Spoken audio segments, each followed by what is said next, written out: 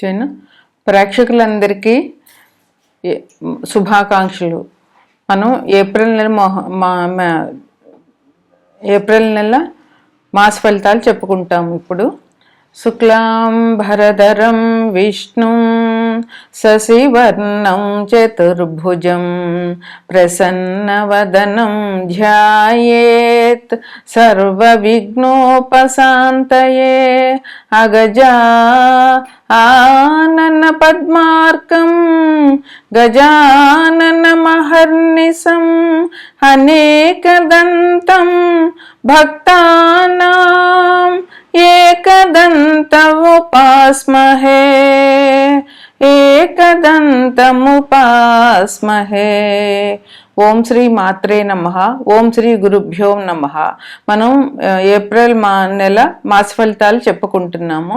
April మాస ఫలితాలు చెప్పుకునేటప్పుడు ముందుగా 12 రాసులకి ఈ మాసంలో ఎటువంటి గ్రహచార ఫలితాలు ఉంటాయి, అది మంచివా చెడ్డవా అన్నది మనం గోచారం చూసుకుని చెప్పుకుంటాము. అది ముందుగా 12 రాసుల్లో ముఖ్యమైనది. తదుపరి రాశి తులారాశి. తులారాశికి అధిపతి శుక్రుడు. తులారాశిలో చిత్త 3, 4 పాదాలు, స్వాతి 4 పాదాలు, విశాఖ 1, 2, 3 పాదాలు ఉంటాయన్నమాట. అయితే ఈ తులారాశిని లగ్నంగా చేసుకుంటే గ్రహాల స్థితిగతులు ఎలాగున్నాయి అని అంటే, తులారాశి నుంచి పంచమంలో అంటే 5వ ఇంట్లో కుంభంలో రాహువు, బుధుడు, కుజుడు ఉన్నారు. 6వ ఇంట్లో శని, రవి ఉన్నారు. 7వ ఇంట్లో శుక్రుడు ఉన్నారు. 9వ ఇంట్లో గురువు ఉన్నారు. 11వ ఇంట్లో కేతువు ఉన్నారు. అయితే ఇది ఎట్లా ఉంటుందంటే, ఇదేమో ఏప్రిల్ 1వ తారీఖు గ్రహాల స్థితిగతులు. ఇప్పుడు ఏప్రిల్ 1వ తారీఖు తర్వాత మళ్ళీ కొన్ని గ్రహాలు మారుతాయి. ప్రతి నెల రవి 15, 14, 15, 16 ఈ 3 రోజుల్లో ఏదో ఒక రోజు ఒక రాశి నుంచి ఇంకో రాశికి మారుతాడు. అదేంటంటే రవిని అలా ఒక రాశి నుంచి ఇంకో రాశికి మారడాన్ని సంక్రమణం అంటాము. అంటే అన్ని సంక్రమణాల్లోకి మనకి మకర రాశిలోనికి మారినప్పుడు మకర సంక్రమణం పూజ పండగ మనం చేసుకుంటాం అన్నమాట. ఇప్పుడు రవి మేనంలో ఉన్న రవి మేషంలోనికి వెళ్తారు. మేష సంక్రమణం ఎప్పుడు ఏప్రిల్ 15వ తారీఖున. అలాగే బుధుడు ఏప్రిల్ 11న బుధుడు కుంభంలో ఉన్న బుధుడు మీనంలోనికి వెళ్తాడు. అలాగే ఏప్రిల్ 3వ తారీఖున కుంభంలో ఉన్నటువంటి కుజుడు మీనంలోనికి వెళ్తాడు. ఇప్పుడు కుంభంలో ఉన్న కుజుడు రాశి మంచిది కాదు, కుజుడు మంచివాడు కాదు. అయితే ఇప్పుడు మీనరాశిలోకి వెళ్ళడం వల్ల అది జలతత్వ రాశి, గురు రాశి, ద్విస్వభావ రాశి. అందువల్ల ఆ రాశిలోనికి వెళ్ళడం వల్ల మనకి ఈ యుద్ధం నుంచి వచ్చేటటువంటి ఇబ్బందులు కొంచెం తగ్గుతాయని జ్యోతిష్కులు అంటున్నారు. అందువల్ల ఈ మాసంలో ఏప్రిల్ నెలలో కుజుడు ఇక్కడి నుంచి అక్కడికి మారడం వల్ల ఈ యుద్ధ భయం తగ్గే అవకాశం చాలా ఉంటుంది. అందుకని మనం కూడా యుద్ధం తొందరగా తగ్గాలని, అక్కడ ప్రజలందరూ సుఖ సౌఖ్యాలతో ఉండాలని మనం ప్రార్థిద్దాం. ఎందుకంటే అక్కడ ఆ వీడియోలు చూస్తుంటే ఎంతమంది చనిపోతున్నారో, దేశాల మధ్య గొడవలకి అనవసరంగా ప్రజలు బలైపోతున్నారు. అందువల్ల మనందరం కూడా ఆ భగవంతుడిని ప్రార్థిద్దాము. ఆ యుద్ధం తగ్గిపోయి అక్కడ ప్రజలు సుఖశాంతులతో ఉండాలి. మనందరం ప్రార్థన చేస్తే తప్పకుండా ఫలిస్తుంది అన్నమాట. అందుకని అందరం చిత్తశుద్ధితో 1 నిమిషమైనా సరే ప్రార్థన చేద్దాము. ఇక గ్రహాలు మార్పు చెప్పాను కదా, ఇప్పుడు ఎట్లా ఉంటుందంటే ఇంకా గ్రహాలు అనుకూలంగానే ఉంది. ఈ మాసం ఈ రాశి వారికి చాలా బాగుంది. ఎటువంటి ఇబ్బందులు ఉండవు, చాలా అనుకూలంగా ఉంది. ఆదాయం ఎంత ఆదాయం కావాలనుకుంటున్నారో అంత ఆదాయం మీకు లభించే అవకాశం చాలా ఉంది. ఆదాయం బాగుంటుంది. ఎన్ని రంగాల్లోంచి మీకు ఆదాయం రావాలని అనుకుంటున్నారో అన్ని రంగాల్లోంచి ఆదాయం వస్తుంది. నిరుద్యోగులకి కష్టము ఉంటుంది, కానీ అనుకూలం ఉంటుంది. ఎవరైతే ఉద్యోగ ప్రయత్నాలు చేసి విసిగిపోయి ఉన్నారో వాళ్ళు ఇంకొంచెం కష్టపడి ప్రయత్నం చేయండి. తప్పకుండా మీరు గోల్ సాధిస్తారు, మీకు ఉద్యోగం వస్తుందన్నమాట. ఇంకా పంచమంలో రాహు ఉన్నాడు కదా, అది కొంచెం అనుకూలం కాదు.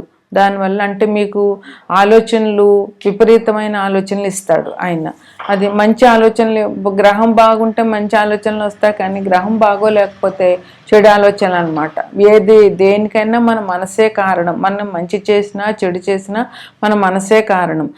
అంటే మన ఆలోచనలే కారణం. అందువల్ల ఈ రాహు అనుకూలం కాదు కనుక ఒకవేళ చెత్త ఆలోచనలు వచ్చినట్లయితే 1కి 10 సార్లు ఆలోచించి ఆ పని చేయకుండా ఉండడమే మంచిది. మీరు మంచి చేయకపోయినా పర్వాలేదు, ఎవరికి చెడు మాత్రం చేయకండి. ఇంకా అధైర్యం, చికాకులు, చాలా ధైర్యం, మానసికంగా ధైర్యం తగ్గిపోవడం వల్ల అధైర్యపడిపోతారు. చికాకులు చాలా ఎక్కువగా ఉంటాయి. అందువల్ల కొంచెం ఇబ్బందులు వచ్చినా కూడా మీరు బాగా వాటిని ఎదుర్కోవాలన్నమాట. ఇంకా కుటుంబంలో కూడా చిన్న చిన్న గొడవలు వచ్చే అవకాశాలు ఉంటాయి. వాటిని సామరస్యంగా మీరు సర్దుకోండి. వ్యవసాయదారులకి బాగుంటుంది. ధాన్యం వృద్ధి పెరుగుతుంది, ధనం కూడా వృద్ధి పెరుగుతుంది. స్నేహితులు చాలా మంచిగా మీకు కోఆపరేట్ చేస్తారు. వాళ్ళ వల్ల మీకు చాలా సుఖం, సంతోషం దొరుకుతాయి. ఆరోగ్యం విషయం బాగానే ఉంటుంది, ఎటువంటి ఇబ్బందులు ఉండవు, ఆరోగ్యం బాగుంటుంది. ఇంకా వాహన సౌఖ్యం కూడా ఉంటుంది.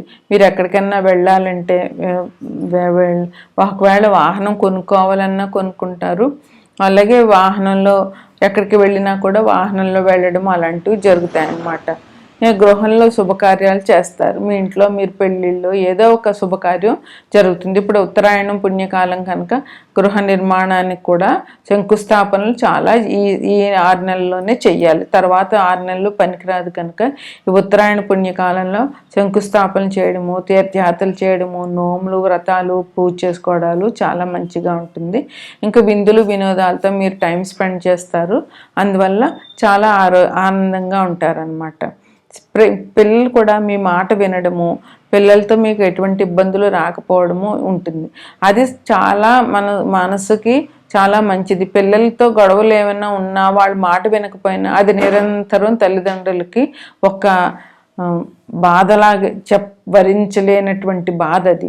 అందువల్ల పిల్లలు జాగ్రత్తగా ఉండి వాళ్ళకి మంచి ఉద్యోగాలు రావడము, వాళ్ళ తల్లిదండ్రులు మాట వినడం ఉంటే వాళ్ళకి తల్లిదండ్రులకి అంతకంటే ఆనందం, అంతకంటే సౌభాగ్యం ఏమి ఉండదు. అదొక్కటి మీరు చూసుకోండి. పిల్లలు మీ దారి వినేలాగా చేసుకోండి చాలు. అలాగే శత్రువుల పట్ల కూడా మీరు మంచిగా ఉంటారు. వాళ్ళు శత్రువులు చేసినా కూడా మంచిగానే చూడమంటారు. అందువల్ల మీరు శత్రువులు కూడా మీ అందు ఇదిగా ఉంటారు. ఇప్పుడు గ్రహాలు పనిచేయటం లేదని మనం అనుకోవడం కాదు, గ్రహాలు అనుగుణంగా మన మనసు మనం మార్చుకోవాలి. దానివల్లే మనకి మంచి జరుగుతుంది అన్నమాట. అలాగే విద్యార్థులకి అంకిత భావం ఉండాలి. నేను ఇది చెయ్యాలి, మీరు ఒక గోల్ పెట్టుకోవాలి. ఆ గోల్ ఎలాగైనా సాధించాలి అనే పట్టుదల పెట్టుకోవాలి. దానికే మీరు అంకితం అయిపోయి ఉండాలి. ఒక పని చేస్తున్నామంటే ఆ పని పూర్తయ్యేదాకా ఇంకా దాని నుంచి దృష్టి మరల్చకుండా ఉండడం వల్ల మనం తప్పకుండా ఏదైనా సాధించగలుగుతాము. ఆలోచనలో స్పష్టత పెంచుకోండి. ఒకవేళ మీ ఆలోచనలు పక్కదారి పడుతుంటే దాన్ని మార్చుకోండి. ఇది మీకు ఇంకా ఈ నెలలో ఉండేటటువంటి పండుగలు ఏంటంటే రేపు ఏప్రిల్ 2వ తారీఖున హనుమ జయంతి, అలాగే 20వ తారీఖున అక్షయ తృతీయ పండుగ. అక్షయ తృతీయ అంటే యాదగిరి నరసింహస్వామికి చందన లేపనం ఉంటుంది. ఈ హనుమాన్ చాలీసా, హనుమంతుడి గుడికి వెళ్ళడము, హనుమాన్ చాలీసా పారాయణ చేయడము చేయండి. ముఖ్యంగా ఈ రాశి వారే కాకుండా అన్ని రాశుల వారికి కూడా ఇప్పుడు కాలభైరవాష్టకం చదవడం, ప్రతిరోజు కాలభైరవాష్టకం చదవడము, రెండోది హనుమంతుడు దర్శనం చేసుకోవడము చాలా మంచిదని పెద్ద పెద్ద జ్యోతిష్కులు చెప్పారు. అందువల్ల ఈ 2 చేయడం వల్ల మీకు ఎటువంటి సమస్యనైనా ఆ భగవంతుడు తేలిగ్గా తీసేస్తాడు. అందువల్ల ఇది ఈ రాశి వారికి శుభాశుభ ఫలితాలు.